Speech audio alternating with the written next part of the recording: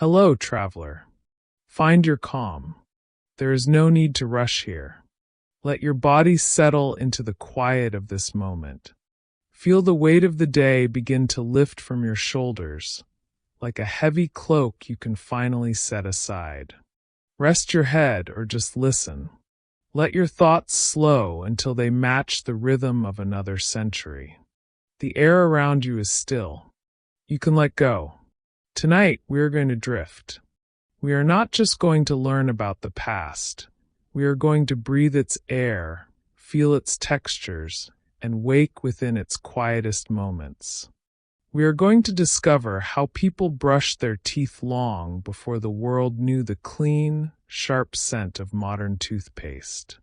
Breathe in slowly and let go. You might think that people in the Middle Ages, with their earthen floors and smoky fires, didn't care about clean teeth. You might picture them with stained smiles, their breath heavy with wine and stew. But they did care. Deeply. Just not in the way we imagine. There was no minty foam fizzing in the mouth. No shiny plastic tubes squeezed in haste. No electric buzzing against the gums.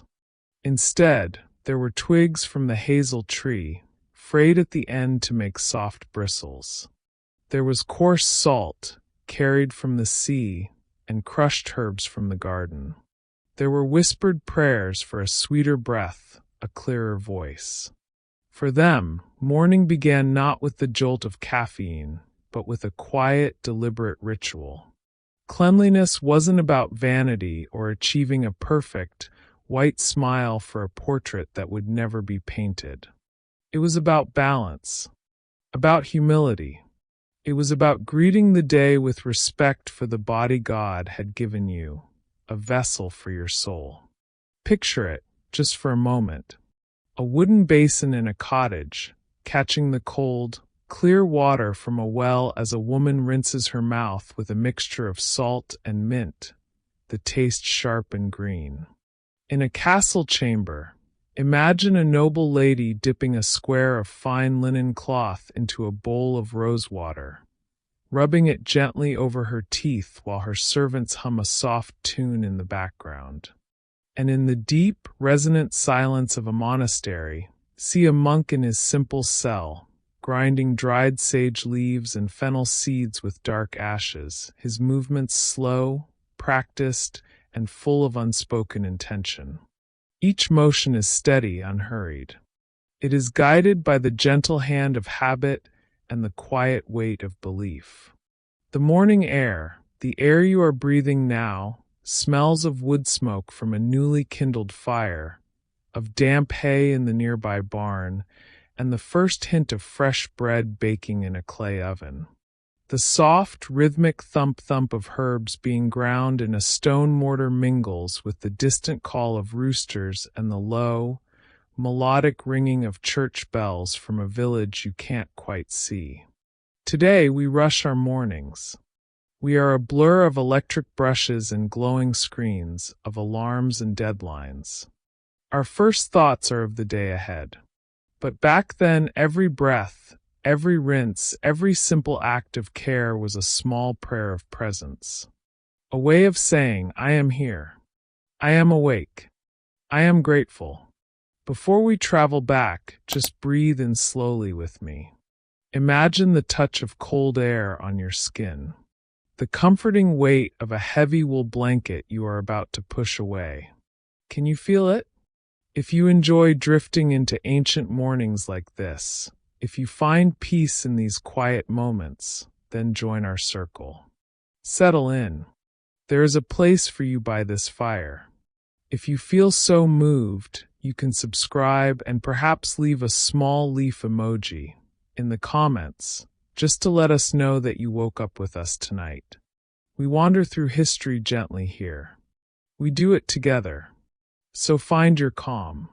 Let the world outside this sound fade away. You'll hear wooden bowls clinking. Soft, shuffling footsteps on cool stone floors. The faraway, humming chant of monks greeting the dawn. Let your thoughts slow. Let them drift and soften until they match the pace of another time, another life. Tonight, you will wake 3 times. You'll wake as a peasant, humble and hopeful. You'll wake as a noble, surrounded by quiet luxury. And you'll wake as a monk, in the deep silence of devotion. And in each life, you will discover how people once cleansed their mouths and their spirits before the world stirred to life. Now let the journey begin. Close your eyes, if you haven't already, and listen. The first light is not yet light. It is a feeling, a subtle shift in the air, a thinning of the darkness that has held you all night. You are waking. Slowly. You are lying on a mattress stuffed with straw. It rustles softly with every small movement, a dry, comforting sound, like whispering grass. The air in your small cottage is cool and thick with the lingering scents of the night. The smoky perfume of the banked embers in the central hearth, the faint, sweet smell of dried herbs hanging from the rafters, and the earthy aroma of the packed dirt floor beneath you. Through the thin wooden shutters, cracks of gray light begin to appear. They are faint, like pencil lines drawn against the dark. The world outside is still sleeping, but the roosters are beginning to stir. You hear the first one call out, a lonely, hopeful sound that is answered by another, farther away. Then another, a chorus of mourning just for you. You push back the heavy wool blanket. It is coarse against your skin, but wonderfully warm. You swing your legs over the side of the low bed, your bare feet meeting the cool, smooth earth of the floor. You sit for a moment, letting the sleep fall away from you. Your mouth feels dry, a little stale. You can taste the ghosts of last night's meal, a simple pottage of barley and root vegetables, and the small cup of dark, bitter ale you drank before bed. It is the taste of a body at rest. You stand, your simple linen shift falling around your ankles. You move quietly through the single room of your home, your footsteps soft and practiced. You pass the sleeping forms of your family, their breaths rising and falling in a gentle rhythm. A soft sigh from your child, a deeper rumble from your husband. All is peaceful. You lift the wooden latch on the door. It makes a familiar, low creak, a sound as much a part of the morning as the bird song that is now beginning to thread through the air. You step outside. The air. Oh, the air. It is cool and clean and sharp. It smells of damp earth, of dew on the grass, and the sweet, loamy scent of the forest that borders your village. You take a deep breath, filling your lungs with it. It is better than any drink of water. It washes the sleep from your mind. The sky above is a soft, deep periwinkle, fading to a pale, luminous gray at the horizon. The stars are beginning to fade, like shy embers. You walk to the well in the center of your small yard. The wooden bucket is resting on the stone wall surrounding it. You pick up the rope.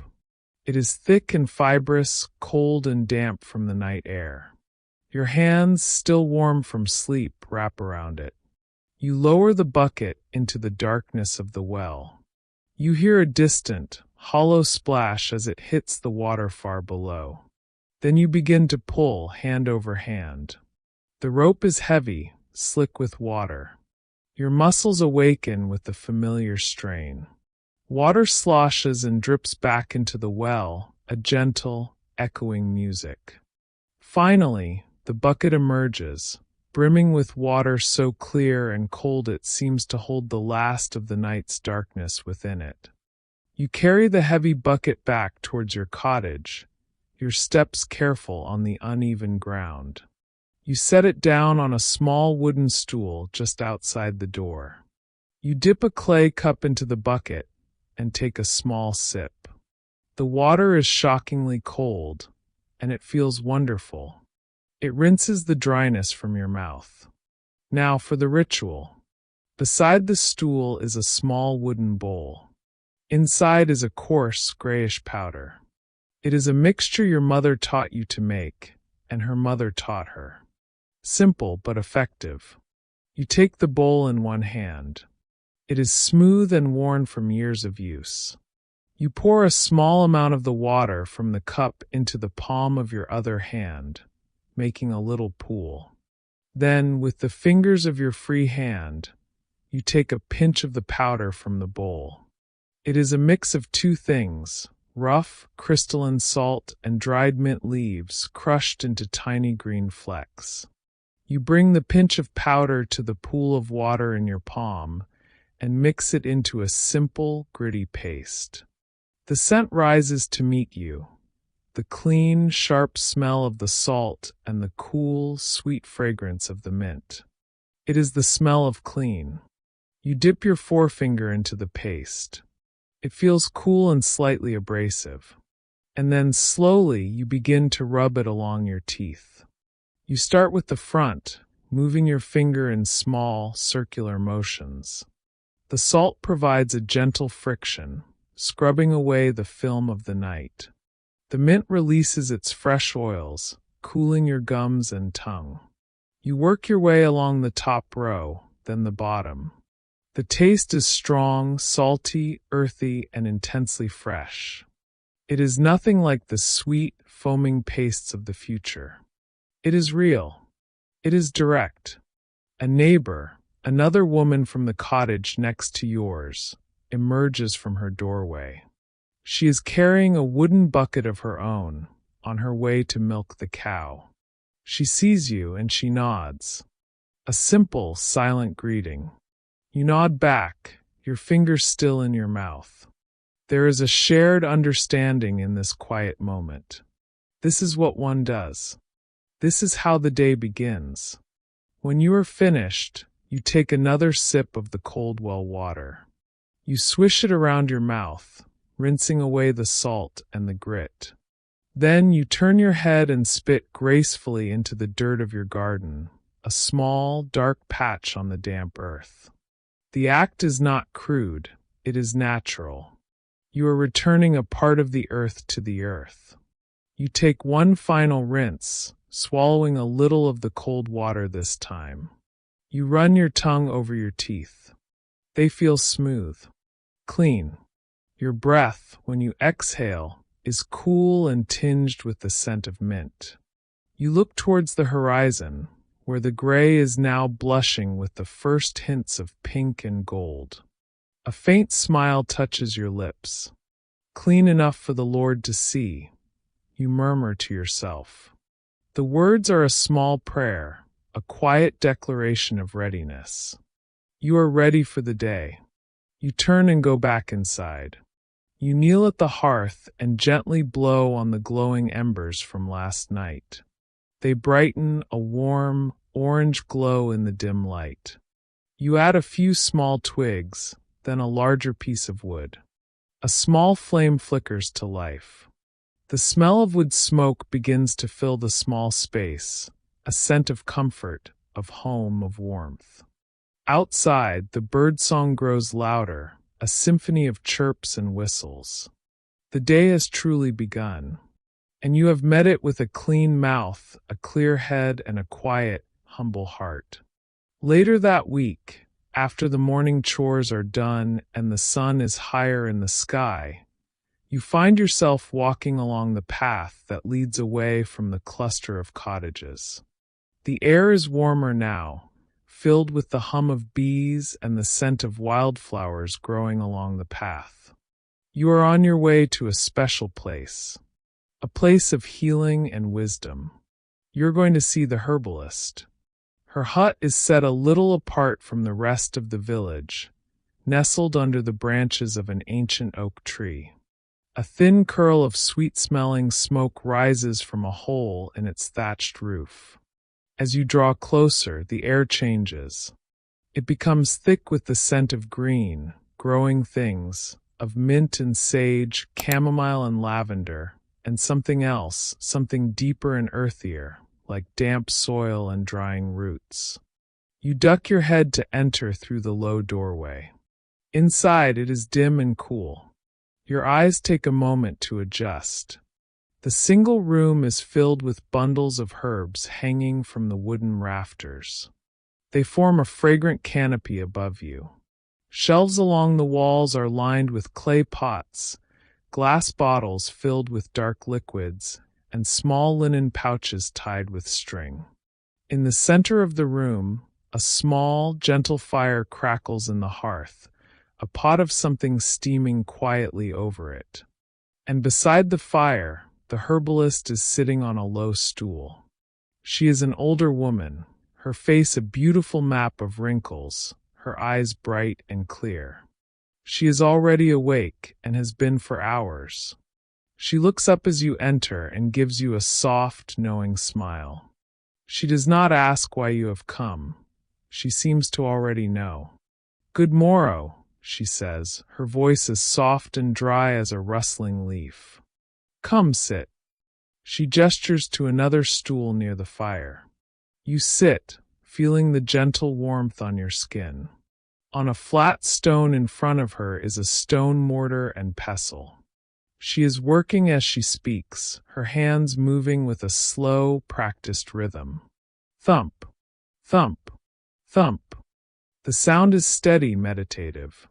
You watch as she grinds a mixture of dried leaves and dark, brittle chunks of what looks like charcoal. "You are wondering about the mouth," she says. "It is not a question. About how we keep it clean, how we keep the breath sweet." You nod, fascinated. She scoops a pinch of the powder she is making onto her fingertip and holds it out for you to see. It is a deep gray flecked with green. The scent is powerful, sharp sage, cool mint, and a smoky, clean smell from the charcoal. "Each thing has its purpose," she explains, her voice a low hum. She points to the salt in a small wooden bowl nearby. Salt is from the sea. It is pure. It draws out sickness and firms the gums. It makes them strong. She gestures to the green flecks in her mixture. Herbs bring sweetness. Mint cools a hot temper and a hot tongue. Sage clears the mind and protects the breath from foulness. It is a holy herb. Then she taps the small piece of charcoal. "And this is ash. From the fire. Fire purifies everything. The ash of a good, clean fire restores strength. It can help to make the teeth bright again, like stones washed in a stream." She continues her grinding, the pestle moving in a slow, circular motion. Thump, scrape, thump. The sounds blend with the crackle of the fire and the gentle bubbling of the pot. It is a peaceful, timeless place. She tells you that different woods have different properties. An ash twig, she says, is good for strength. A hazel twig is good for wisdom. You are to chew the end of the twig until the fibers separate and become soft, like a little brush. Then you can use it to scrub your teeth, with or without a powder. She offers you a fresh sprig of thyme from a basket beside her. "Chew on this," she says gently. It gives courage to the heart and sweetness to the words that follow. You take it. You place the tiny leaves in your mouth. The flavor is warm, pungent, and surprisingly sweet. You chew it slowly, feeling its gentle warmth spread through your mouth. You sit there for a long time, just listening. You feel a sense of calm settle over you, a deep connection to the earth and its simple, powerful gifts. The herbalist tells you stories of travelers who, with no herbs to hand, would burn the end of a rosemary twig in their campfire until it was charred, then use the charcoal on the end to clean their teeth. You imagine it, the scraping sound, the sharp, piney scent of the rosemary, the slow, rhythmic motion under a canopy of stars. The herbalist laughs softly, a warm, genuine sound. We are all just animals in the end. We all chew our way to health. A deer chews bark, a rabbit chews roots, and we chew our herbs. When it is time for you to leave, she takes a small square of linen, pours a spoonful of the powder she has made into its center, and ties it up with a piece of string. She presses the small, fragrant pouch into your hand. "A little for your mornings," she says. You thank her, your heart full of a quiet gratitude. You step back out into the bright sunlight, your eyes blinking. The world seems a little sharper, a little clearer. You hold the small pouch to your nose, inhaling the scent of sage and mint and clean ash. You feel grounded, simple, and clean. Now let go of the earthen floor and the scent of wood smoke. Let it all dissolve. You are waking again. But this time the world is different. It is softer, quieter.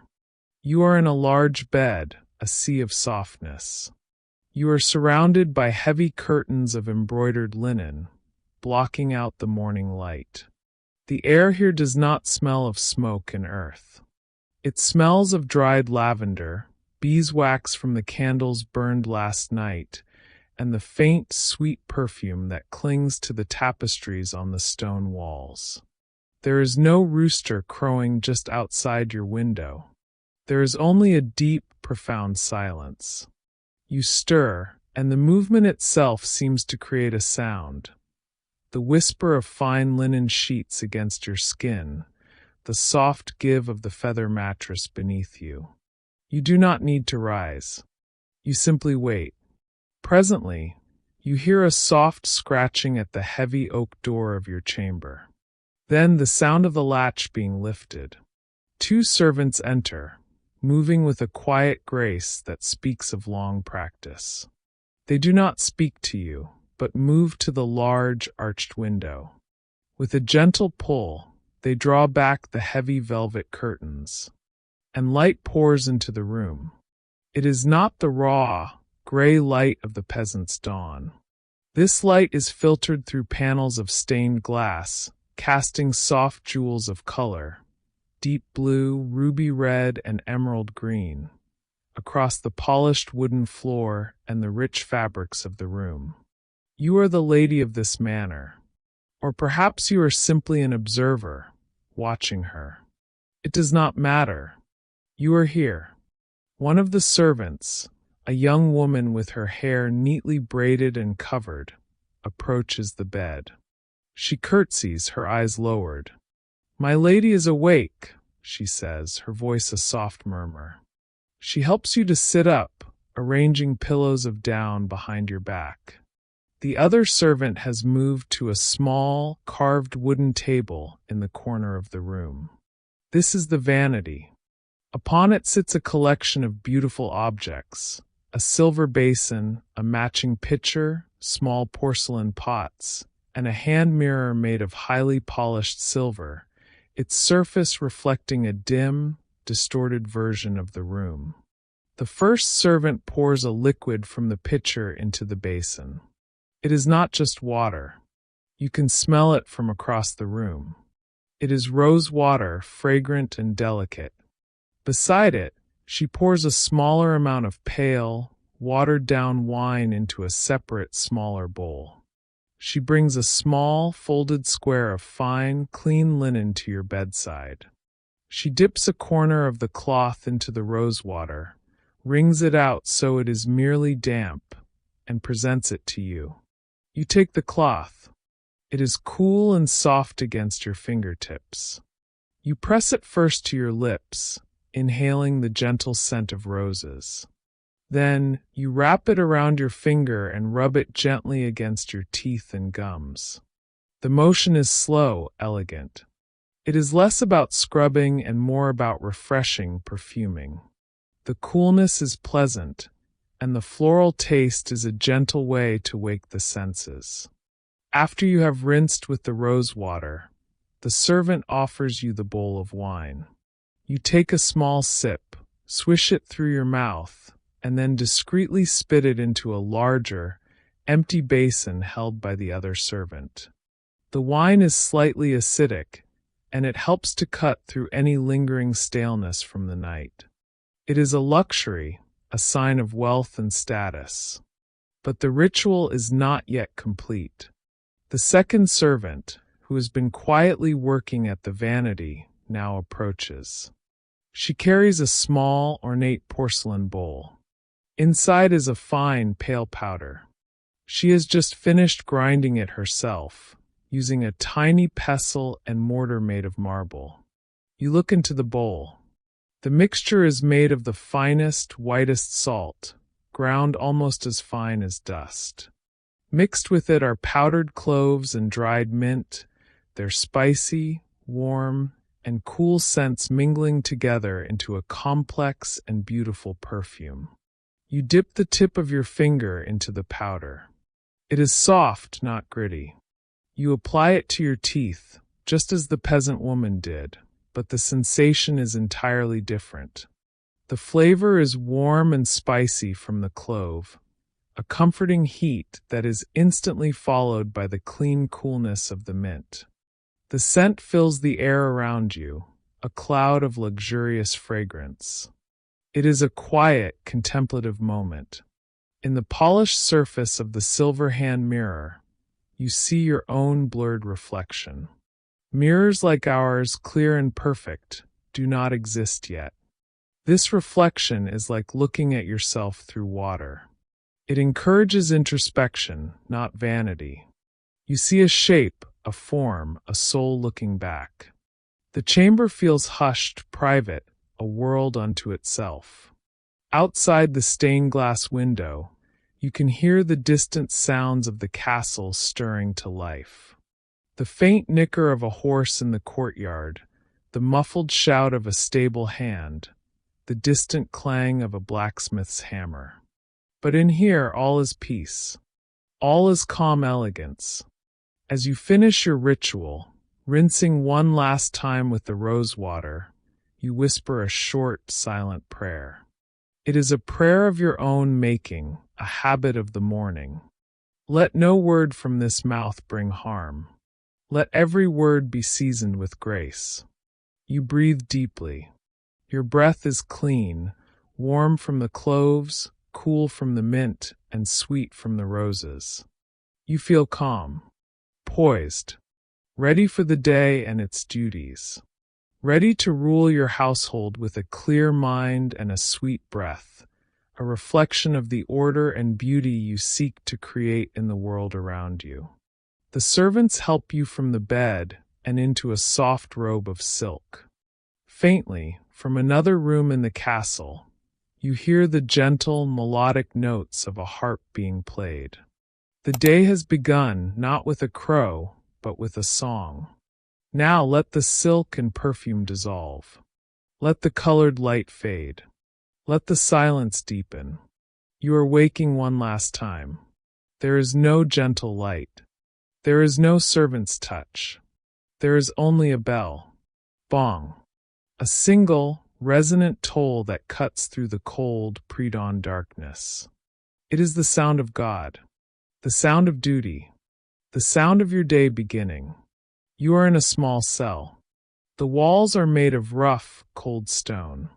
The only furniture is a simple wooden plank for a bed, a small stool, and a niche carved into the wall that holds a clay basin and a pitcher of water. The window is a narrow slit high in the wall, showing only a patch of dark, starless sky.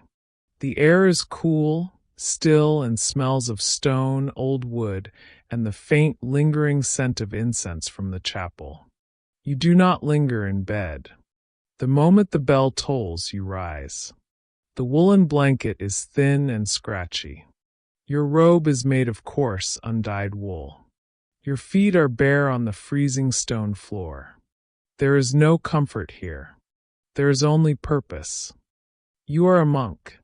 Your life is a rhythm of prayer, work, and silence. You move to the basin. The water in the clay pitcher is spring water, carried up from the monastery well yesterday evening. It is achingly cold. You pour some into the basin. The sound echoes slightly in the small, stone room. You cup the water in your hands and splash it on your face. The shock of the cold is total. It erases any trace of sleep, any lingering dream. It brings you sharply, instantly, into the present moment. Here, now, beside the basin sits a small, humble wooden bowl. It is dark, almost black. Inside is a powder the color of ash. This is your tooth powder. There is no salt from the sea, no fragrant cloves from a distant land. There are only two things, mixed with the ashes from the monastery's bread oven: sage for purity and wisdom, and fennel for clarity of speech. The herbs were grown here in the monastery garden. They were dried here in the herb room. They were ground here by your own hands, or the hands of one of your brothers. Everything here is of this place. You dip your finger into the ashen powder. It is fine and soft. You bring it to your mouth and begin to rub it over your teeth. The taste is bitter, earthy, and slightly smoky from the ash. There is the faint, clean taste of the sage and a hint of licorice from the fennel. It is not a pleasant taste. It is not meant to be. It is a taste of austerity, of discipline. As you perform this simple, repetitive act, you whisper a line from a psalm, a verse you know by heart. Your lips barely move. The words are for you and God alone. Create in me a clean heart, O God, and renew a right spirit within me. Your mouth is part of that spirit. The words you will chant in the chapel, the prayers you will offer, the sacred texts you will read aloud, they will all come from this mouth. It must be made ready. It must be cleansed. Around you, in the dozens of other identical cells along this cold stone corridor, you know that your brothers are doing the exact same thing. You can hear the faint, soft sounds of their movements. A quiet splash of water, the scrape of a wooden stool, a muffled cough. No one speaks. The great silence of the night is still in effect. It will not be broken until after the first service. The sound of your own finger rubbing against your teeth, the sound of you rinsing and spitting the dark water into a separate waste pail. These small sounds blend with the profound quiet of the monastery. It feels less like an act of hygiene and more like an act of devotion. You are not just cleaning your teeth. You are cleansing your breath. You are preparing your soul. You are emptying yourself of the night, of dreams of the self, to make room for the divine. When you are finished, you dry your hands and face on a small, rough linen towel. You pull the hood of your robe over your head. The bell tolls again, this time calling you to prayer.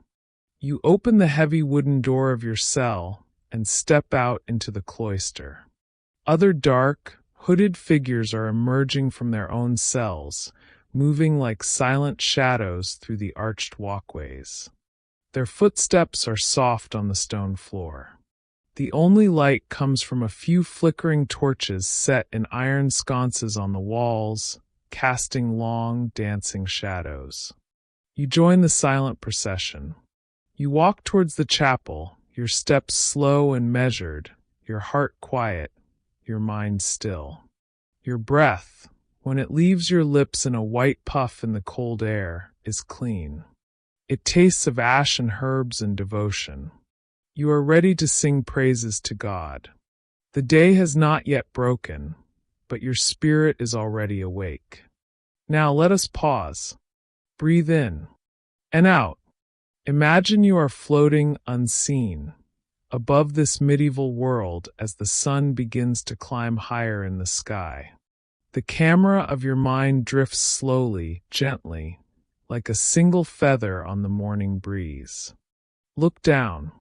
You see the peasant's small cottage, a curl of smoke rising from its roof, a promise of warmth and breakfast within. You see the woman, her face fresh from the cold well water, her mouth clean with salt and mint, now kneeling to tend her small garden. She is preparing to speak to her children, to her neighbors, to her God. Her breath is her own, fresh from the earth. Drift higher, over the fields and woodlands, towards the castle on the hill. Peer through the tall, arched window of the noble's chamber. You see the lady, dressed now in fine wool, her hair intricately braided. The scent of roses and cloves still clings to her. She is dictating a letter to a scribe, her voice clear and calm. She is preparing to rule, to persuade, to command. Her breath is a statement of her refinement. Now glide silently over the thick monastery walls. Look down into the chapel, where rows of hooded figures stand in the flickering candlelight. You see the monk, his head bowed in prayer, his voice joining a chorus of others in a low, resonant chant that fills the stone building. He is preparing to praise, to confess, to be a vessel for holy words. His breath is an offering. The peasant, the noble, the monk. 3 different lives, 3 different worlds. One in a world of earth and straw, one in a world of silk and stone, one in a world of silence and spirit. And yet, in the quiet, solitary moments of their dawn, they all performed the same fundamental act.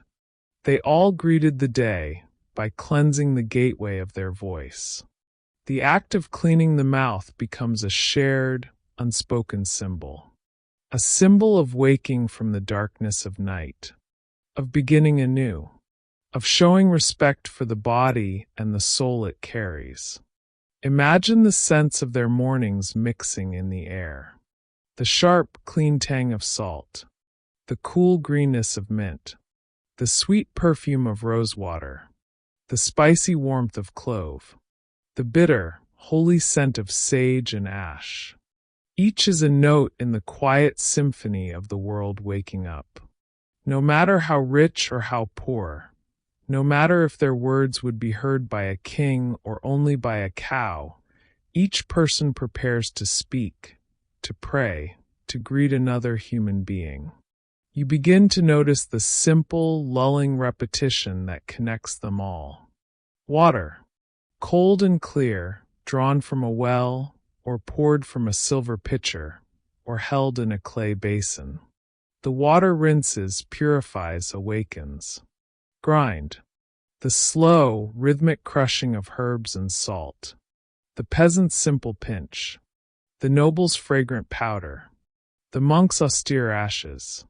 The act of breaking something down to create something new, something cleansing.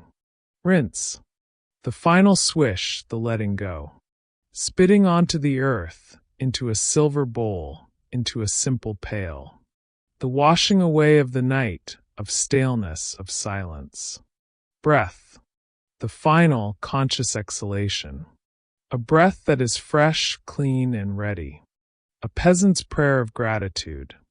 A noble's prayer for grace. A monk's prayer for purity. Every mouth, you realize, is equal in its morning breath. Every soul seeks a fresh start. The world hums quietly with this new light, with this shared, simple humanity. As you float above it all, you feel yourself being lulled by this gentle rhythm, this universal morning ritual. Water, grind, rinse, breath. Over and over. A quiet poem of awakening. Settle now into a comfortable quiet. Imagine you are sitting by a fire. The day's journey is over, and the flames are casting a warm, gentle glow. The sounds around you are soft, the crackle and pop of the burning logs, the gentle sigh of the wind outside. Let's talk for a moment in this quiet space about the little secrets they knew, the small bits of wisdom they held about keeping the breath fresh throughout the day. Their world was much quieter on the tongue than ours. There were no harsh chemicals, no artificial sweeteners, no powerful, minty blasts that overwhelmed the senses. Theirs was a world of subtlety, of nuance, of gentle, natural remedies. They didn't know about bacteria, not in the way we do. They didn't have microscopes to see the invisible world that lives in our mouths. But they knew about balance. They understood the concept of humors in the body, of hot and cold, wet and dry. A foul breath, to them, was a sign of imbalance, something to be corrected gently. Their goal was not a perfect, sterile whiteness. It was a pleasant, natural freshness. You learn, listening by this imaginary fire, that after a meal, people would often chew on certain herbs to cleanse their palate and sweeten their breath. Imagine a merchant, after a heavy lunch at an inn, plucking a sprig of parsley from a pot and chewing on it thoughtfully. Parsley was known for its ability to neutralize the strong flavors of garlic and onion. Or imagine a group of women, sitting and sewing in the afternoon sun, passing around a small bowl of anise or fennel seeds. They would chew them slowly, releasing a warm, sweet, licorice-like flavor that would perfume their breath for hours. Chewing on mint leaves was, of course, a common practice for everyone, from the farmer in his field to the lady in her solar. It was nature's own sweet. For the wealthy, the quest for fresh breath could be more elaborate. A noble lord or lady might carry a small, ornate pomander, a metal ball filled with fragrant spices like cloves, cinnamon, and musk. They would hold it to their nose throughout the day, inhaling its rich scent, but they would also sometimes touch a clove from within it to their tongue, a tiny burst of warm, spicy flavor. They also used toothpicks, but not the simple wooden ones we know. Theirs might be crafted from silver or gold, sometimes with a tiny fleck of decorative coral or pearl at the end. After eating, they would use them not just to clean between their teeth, but to carry perfumes. They would dip the pick in scented oils, like oil of cloves or cinnamon, to bring that fragrance directly to their mouth. And the simple folk had their own tricks. You learn that some would rub ashes from burnt bread on their teeth. The fine, carbon-based powder acted as a gentle abrasive and an absorbent, helping to lift stains and neutralize odors. Others would make a paste from crushed strawberries and rub it on their teeth. They believed the fruit's natural juices had a cleansing property. Their knowledge was born of observation, of trial and error, of wisdom passed down through generations. They knew that a clean mouth felt better. They knew that a sweet breath was more pleasant for those around them. They knew that certain plants had the power to cool, to warm, to cleanse, to purify. The narration in your mind slows, becoming as soft as the glowing embers in the hearth. Freshness is peace. Breath is life. A clean breath is a small prayer you offer with every word you speak. You feel yourself growing sleepy, soothed by the rhythm of these simple truths. The crackling fire seems to get warmer, more comforting. Imagine yourself slowly exhaling. A long, slow, peaceful breath. Imagine that your breath is centuries old. It carries the faint scent of mint from a peasant's garden, of rose from a noble's chamber, of sage from a monastery wall. It is a breath of peace, a breath of history, a breath of rest. Let it go. The sun has set on this medieval world. The deep indigo of twilight has settled over the land, blanketing the cottage, the castle, and the monastery in a soft, quiet hush. The sky is now filled with a brilliant spray of stars, sharp and clear in the unpolluted air. The day is over. Inside the peasant's cottage, the family is asleep. The fire has been banked for the night, reduced to a bed of glowing, breathing embers. The wooden basin used for the morning rinse has been emptied, wiped clean, and turned upside down to dry. The small pouch of herbs from the herbalist sits on a shelf, waiting for the dawn. In the grand chamber of the castle, the lady is asleep in her vast, curtained bed. The silver basin has been polished and put away by the servants. The air, once scented with roses and cloves, now smells only of cool night air drifting through a window left slightly ajar. A single candle, left burning in a safe corner, flickers, its small flame dancing in the darkness. And in the monastery, the great silence has fallen once more. The monks are in their cold stone cells, asleep on their hard beds. The chanting has ended. The bells are still. The ashen tooth powder sits in its wooden bowl, untouched, waiting for the first toll of the morning bell, hours away. The day, for all of them, has been washed away. Their mouths are at rest. Their voices are silent. You can hear the sounds of the night. The gentle chirping of crickets outside the cottage wall. The soft hoot of an owl from the dark woods beyond the castle. The whisper of the night breeze moving through the stone arches of the monastery cloister. The world grows quiet, still, peaceful. The narrator's voice becomes a final, soft whisper, a sound to carry you into your own rest. They slept, knowing the day was done, knowing it was washed away. They gave themselves over to the darkness, trusting that the light would return. And now, you too have rinsed your day clean. All of its worries, all of its thoughts, you can let them go now. You can rest as they did. Simple, pure, and unhurried. Sleep well, traveler. The morning will wait for you.